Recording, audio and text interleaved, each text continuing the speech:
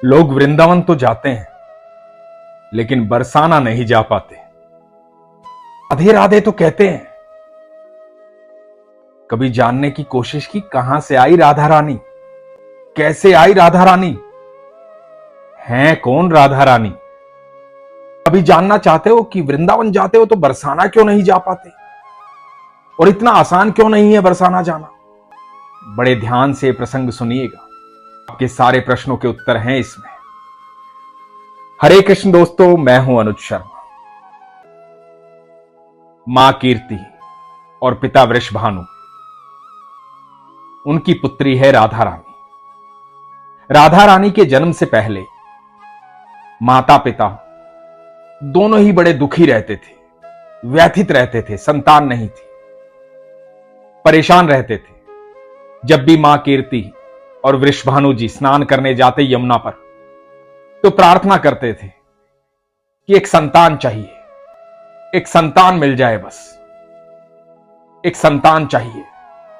मां कीर्ति रोती रहती थी, संतान नहीं हो रही थी। बीतने लगा।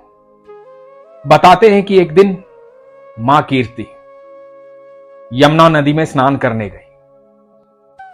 सुबह सुबह का वक्त था, उजाला होने वाला था। धारा के बिल्कुल विपरीत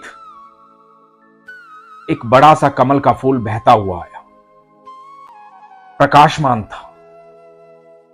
मां कीर्ति उसे देख करके घबरा गई, डर गई। धारा के बिल्कुल विपरीत बहता हुआ कमल का फूल कैसे आ रहा है, ये कैसे संभव है, उसमें से प्रकाश निकल रहा है, ये कैसे संभव है। अपनी सांसों पर काबू रखा। जब कमल का फूल नजदीक आया तो सूरज की रोशनी भी आ गई। सूरज की पहली किरण आई, कमल का फूल खिल गया। जैसे ही खिला, उसकी पत्तियां खुली। उसके भीतर थी नन्ही सी प्यारी सी, दूध जैसी, अत्यंत खूबसूरत,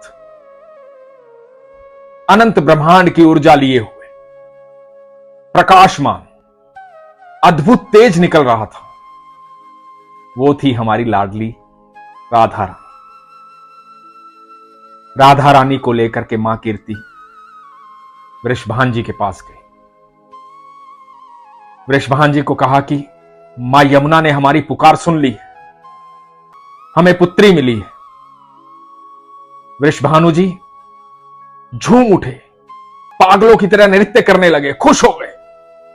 सब दरबारियों को बुलाया, कहा कि उत्सव मनाइए, हमारे घर पुत्री हुई है, हमारे घर पुत्री हुई है। चिल्ला चिल्ला कर कह रहे थे, हमारे घर पुत्री हुई है। बड़े खुश थे, आनंद में थे मां कीर्ति और वृषभान जी। सिर्फ वही नहीं, पूरा रावल गांव, यह घटना रावल गांव की है। रावल गांव आज भी है, मथुरा जिले में आता है। तो जब भी आप वहां जाएंगे रावल गांव, तो आप देखना वहां पर, एकमात्र वहां पर राधा रानी जो है वो बाल स्वरूप में है, घुटने के बल बैठी हुई है। जब भी आप वहां जाएं तो उनके दर्शन करके आइएगा। तो पूरा रावल गांव अति प्रसन्न था, खुश था, खुशी की लहर दौड़ आई थी। सब झूम रहे थे। इतने वर्षों से जिसका इंतजार था, वो समय आ गया था। लेकिन कुछ ही देर बाद पता चला कि ये जो बच्ची है, ये आंखें नहीं खोल रही। मन अत्यंत दुखी था। राजवैद्य को बुलवाया गया, पूछा गया, लेकिन उसके पास भी इस समस्या का हल नहीं था। वृषभानु जी मायूस नहीं थे, खुश थे। इतना तेज लिए हुए, इतनी सुंदर कन्या उनके घर में आई थी। थोड़े से व्यथित थे, पर विश्वास था कि आंखें जरूर खुलेंगी। नामकरण का समय आया। मां कीर्ति ने बताया कि धारा के बिल्कुल विपरीत बहती हुई आई थी, तो इसलिए वृषभानु जी ने नाम रखा राधा। धारा के बिल्कुल विपरीत राधा। आप सिर्फ इस बात से ही जान सकते हैं कि अनंत ब्रह्मांड में जो कुछ भी असंभव है उसको संभव कर सकती हैं राधा। जिसे कोई संभव नहीं कर सकता, जिस कार्य को कोई पूर्ण नहीं कर सकता, उस कार्य को पूर्ण करने की क्षमता रखती हैं राधा। इसीलिए वो धारा के विपरीत है। जब आप दुनिया भर में कहीं से भी हार जाएं और कहीं कुछ ना हो, तो एक बार मन से पुकार लीजिए राधा, आपकी सारी समस्या दूर हो जाएगी। उसके कुछ दिन बाद, करीबन 11.5 महीने बाद, वासुदेव के यहां जन्म लेते हैं कृष्ण। और वासुदेव देवकी अत्यंत प्रसन्न होते हैं। वो संतान थी जिसका इंतजार चल रहा था लंबे अरसे से, जिसके लिए 7 संतानों को खो दिया था। ये वो संतान थी जिसकी आकाशवाणी काफी पहले हो चुकी थी। ये साधारण संतान नहीं थी, इसका सुरक्षित रहना जरूरी था। यही थे हमारे भगवान श्री कृष्ण। वासुदेव इनको लेकर के पहुंचे गोकुल, नंद बाबा के घर पर।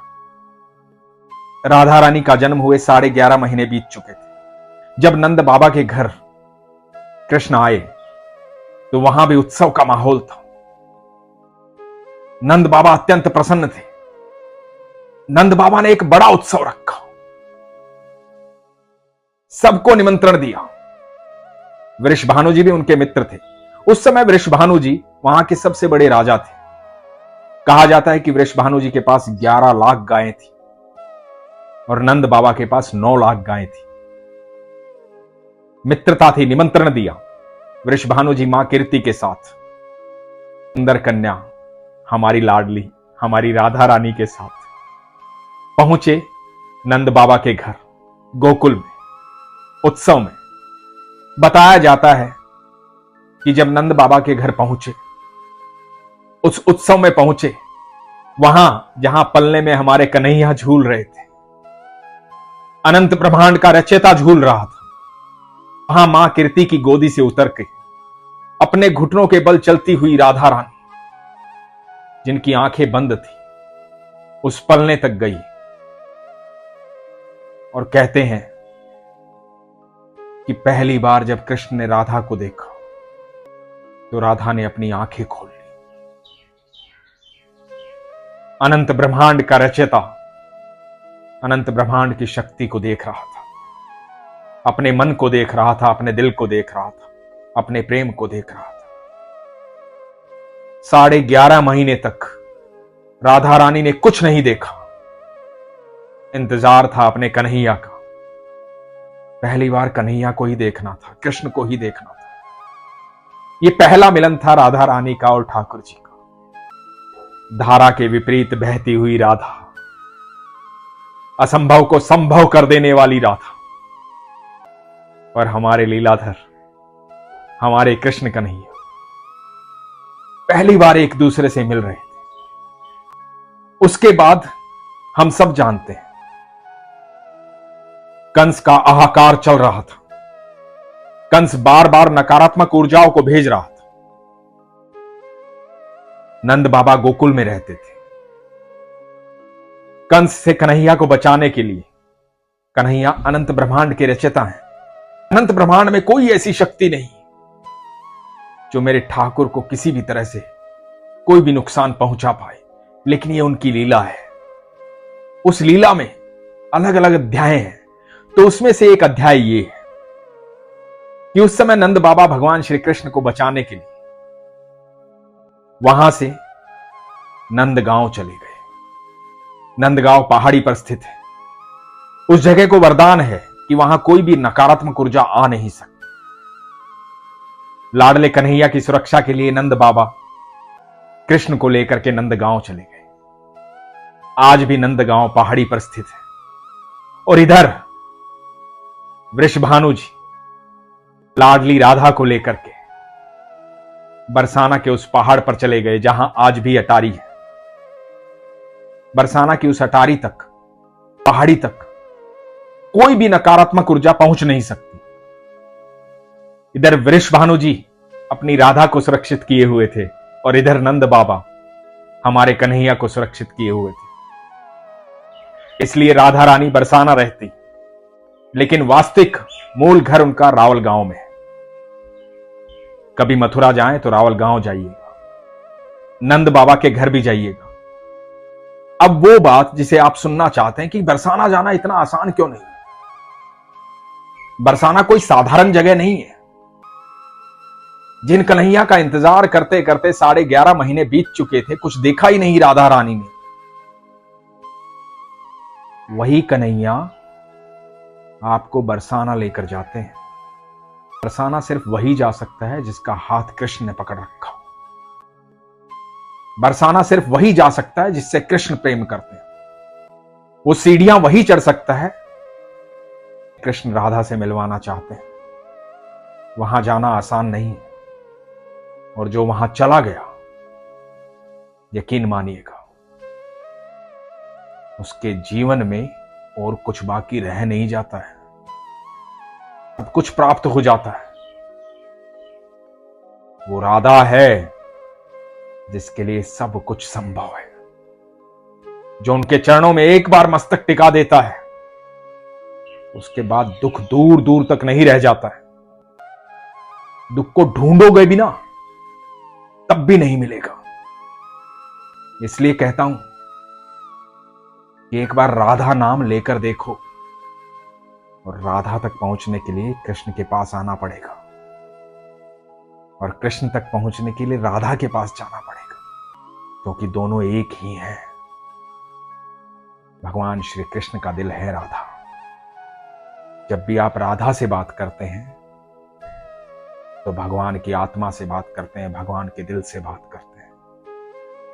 जब आपको संपूर्ण विश्वास हो जाता है, किसी प्रकार की शंका नहीं रह जाती है, तब आप राधा रानी से बात करने के लिए सक्षम हो जाते हैं। बड़ी साधारण सी बात है। आप अपने घर तक किसे लेकर आते हैं? जो आपका प्रिय हो, जिससे आप बेहद प्रेम करते हो, जिससे आपका गहरा रिश्ता हो, उसी को आप अपने घर लेकर आएंगे, अपने बच्चों से मिलवाएंगे, अपने परिवार से मिलवाएंगे। तो बरसाना वही जा पाता है जो कृष्ण का प्रिय होता है, जिसे श्री कृष्ण प्रेम करते हैं। सारी दुनिया कृष्ण को प्रेम करती है, लेकिन कृष्ण किसको प्रेम करते हैं? कृष्ण उसे प्रेम करते हैं जिसका विश्वास प्रगाढ़ होता है, जिसे कभी शंका नहीं होती है, जिसकी आस्था मजबूत होती है। इसीलिए हमेशा कहता हूं, अपने विश्वास को मजबूत रखिए, अपना ख्याल रखिए। हरे कृष्ण।